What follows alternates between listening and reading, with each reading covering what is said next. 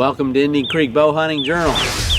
On this episode, not even sure what episode it's going to be because this is going to be a trip through the whole year. We're actually at the end of February, and I'm back on that piece of property about 14, 15 acres total between two pieces of property that I've got permission to hunt on, and here in East Texas.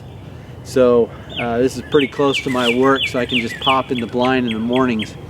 The reason why I didn't hunt this last year is because there was only 2 opportunities to shoot a buck in the last 2 years, one each year, and there was just not enough activity for me to try to sit in the blind all the time. It's kind of boring. But this year we're going to try something different. We're going to try to put a poor man's food plot in here. I brought my corn feeder back out again. Kind of see it behind the tree there. And then I've also put up a pellet feeder, a free choice pellet feeder. So already I've had doe coming in here and eating on this free choice feeder, and I'm sure they're eating the corn as well, because one of the landowners here was actually out here this morning seeing if I could drive my truck back here. It's been pretty rainy last week. Make sure I didn't get stuck, but he pushed out a couple of does. So I know they're in here, and the problem with hunting this is it's really tight, and the deer have to come off of a wide open field from a bottom that I cannot hunt down in there. It's actually county land, I believe, but there's no hunting down there. But hopefully we'll get us a big buck down here in East Texas. This is where we had, I think I named him Droopy, and who else? Tines Up, and then I think I named him Tiny. I can't remember the name of the other one, but there were some really good bucks in here 3 years ago. Those, as far as I know, those bucks are still around. 2 years ago, Droopy became only a 1-drop tine rather than 4-drop tines. So I don't know what he's going to be, if he's even still alive. I know he's probably 6, 7, 8-year-old deer, I'm sure. So hopefully we'll be chasing those this year. So stay tuned for a great episode, a year's long worth of episode. Here we go. Father, teach me to trust when your thinking is unknowable, when I lack the capacity to understand. For you have proven your trustworthiness and your love beyond measure. Your Son sent to the cross for my sin, what a treasure.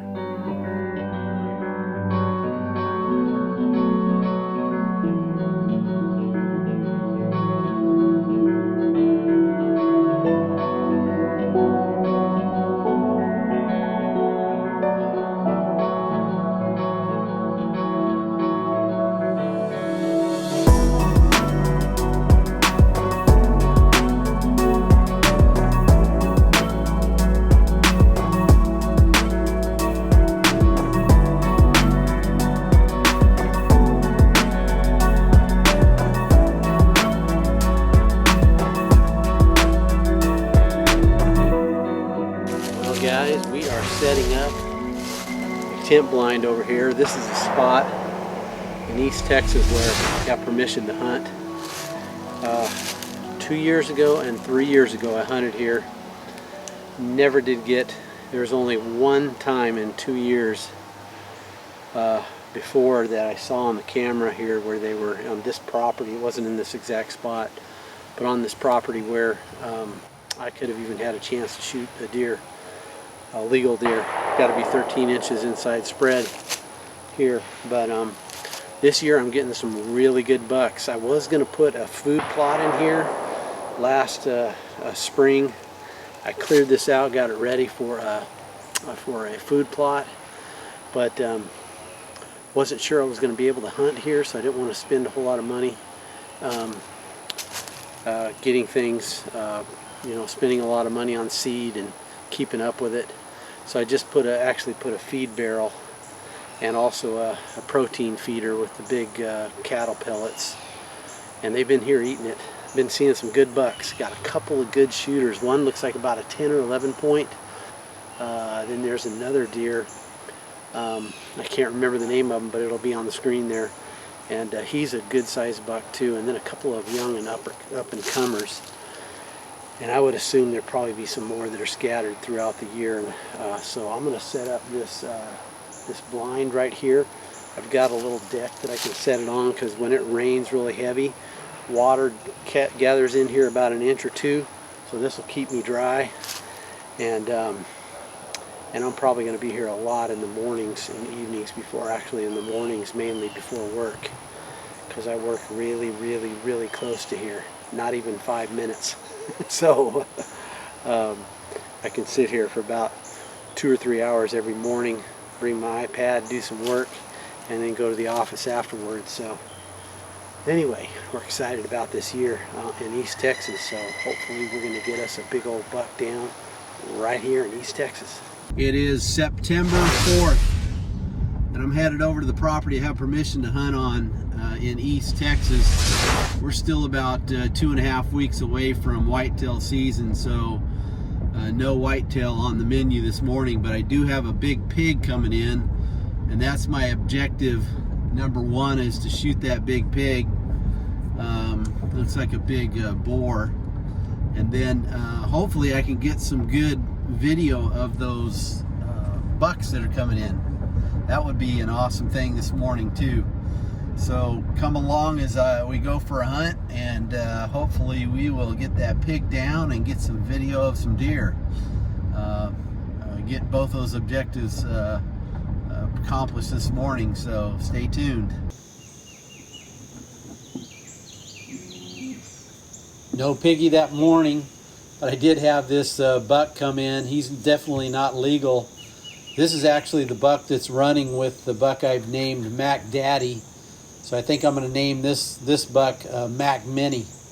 He's not legal, nor is it seasoned yet. He'll have to wait another year or two, probably another couple of years, and this deer is going to be a big buck. But I was expecting Mac Daddy to come along with him, but actually he never did.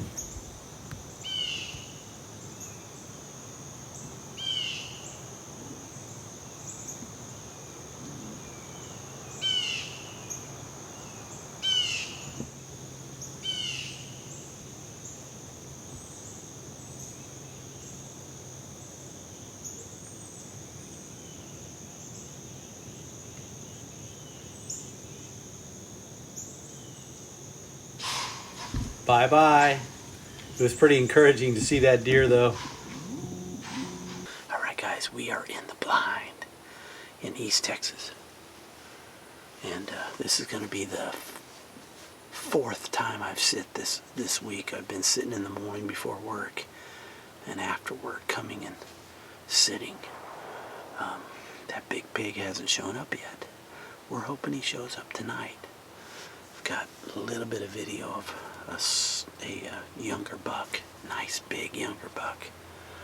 Not a shooter for sure, but we're going to sit here tonight. Hopefully that pig comes in and we're going to let the air out of him. So stay tuned. Well, guys, I was just about ready to pack it up and go home, and that buck that I caught on video yesterday morning actually came in, and so I was watching him. I didn't want to scare him away, and then that big 10 point came in, really wide 10 point. I think I'm calling him Mac Daddy. That deer came in, and I think I got a little bit of video, but I think it's too dark to actually see him. I'll try to pump up the volume and see if I pump up the gain and see if I can catch him. But I was stuck there for probably 30 minutes, and I had to call the landowner to drive his truck out there and get out of his truck and bang his door or something to get those deer to leave. So I got out of there without spooking them. I don't think I'm going to worry about that pig anymore. Forget the pig. I don't want to mess up these big deer that are coming in. So stay tuned. Hopefully we get him down this year. Good morning. It's a beautiful day on opening day, whitetail season in Texas. You might be wondering why I'm not out at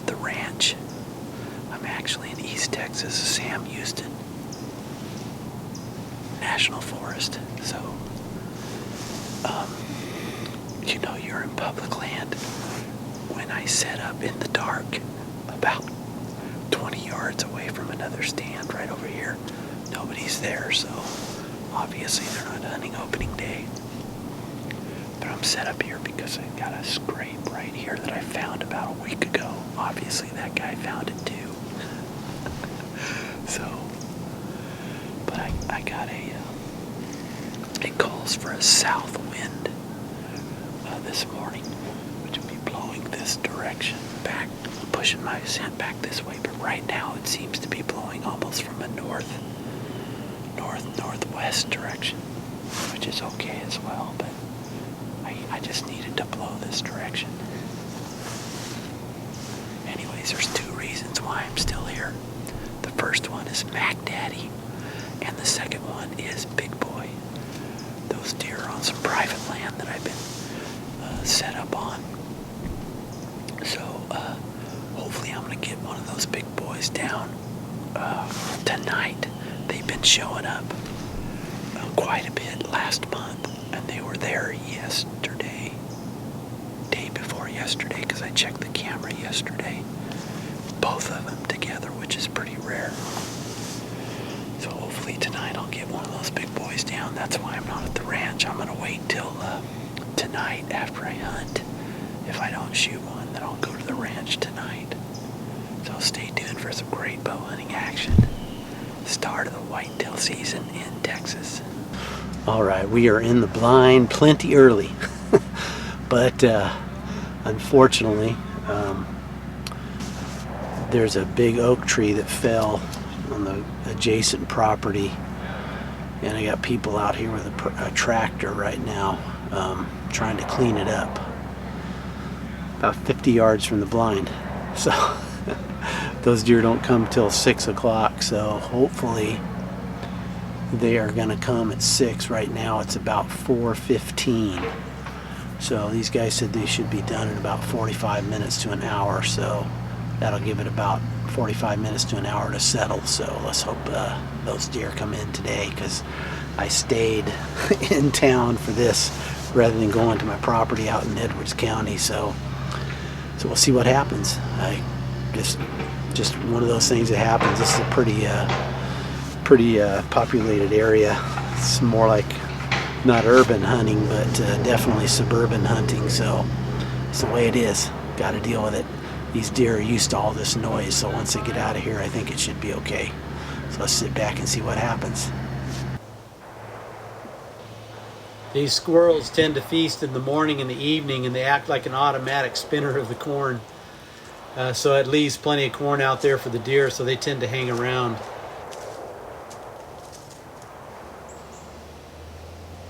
About 6:25 or so, I caught movement out of my left eye, and I saw it was a smaller buck, and I figured one of the bigger ones was with them, and this was the buck that Big Boy hangs out with. So watch what happens here.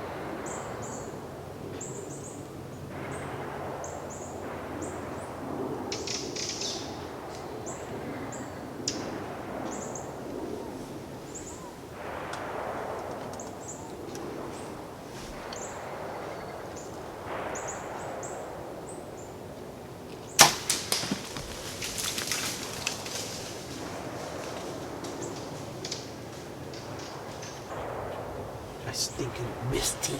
Looking at the replay, it actually deflects off the top of his back.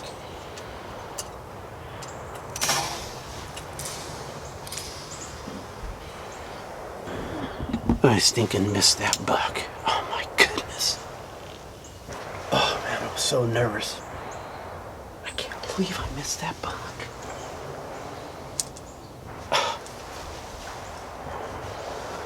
I stinking worked on this bow this afternoon. I think it's shooting high. Oh my goodness. I hope that big one comes. I'm gonna stay here. Oh my goodness. Well guys, I cannot believe it. This is a true story, okay? I'm gonna tell you the truth. It is no excuse because that was the sorriest shot in my life. But that deer should be hanging on this wall. I should be sitting behind that deer right now. Went to the National Forest just this morning. Didn't see anything. But I did check my bow. I pulled it back. And it was squeaking something fierce. I mean, the arrow was squeaking on the rest. So I had to do something about that because I didn't want these deer to be spooked if they came in tonight like they did. So I switched the little felt on the rest, arrow rest. Then I went to the range. I shot 5 arrows total, 20, 30, 40, 50, and 80. 5 arrows total. The 20 yard was 3 inches high, and all the others were on, even out to the 80 yard. And when I'm at the 80 yard, I'm pulling my arrow out, but I was gonna make sure I dialed it in really tight, especially at 20 yards, because I knew that was probably gonna be my shot tonight, which it was, 22 yards. So I was gonna dial it in. I'm out at the 80 yards, pulling my arrow, and this guy has this crossbow whenever I'm up, when I first come up, and he shot once or twice, I can't remember, but he's sighting it in at the 10 yard mark. He's sighting it in. I'm out there at the 80 yard and he shoots the thing while I'm out there getting my arrow. I turned around. I was quite upset. Turned around, held my arms out and yelled, hey, don't you see me out here? And then I walked back up to him, gave him a lecture about how this thing works. You know, when you're on a range, when someone is out there, you don't shoot. And I was so frustrated and upset. I said, I'm out of here. I don't want to get killed. So I took my bow, walked out, got in my car, and left. And I thought, okay, 3 inches high. I'll aim a little bit low. Okay, that's my story. Now I'm sticking to it. That really did happen. But it is no excuse for missing. I was also using another broadhead that was a half fixed blade and half mechanical. It's a blood sport, and so that I'm thinking that probably that elevated rest there caused that arrow to fly up a little bit. So live and learn, man. I'm going to go ahead and post this because this is already too long. So as always, you're going to get the truth here on Indian Creek Bow Hunting Journal. You get the good, the bad, and the ugly. The good thing is I did not hit that buck. He was educated, but the big one didn't come in tonight. Hopefully that big one hasn't been educated. I'm going to go to my property for about 3 or 4 days, shoot a bunch of doe because I need to get some doe shot this year.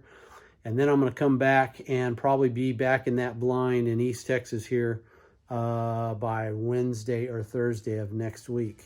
So stay tuned. Maybe we'll still get one of those big bucks down. Thanks for watching Indian Creek Bow Hunting Journal. Be sure and give us a thumbs up and subscribe, and we will get you all the latest videos. Thanks for watching.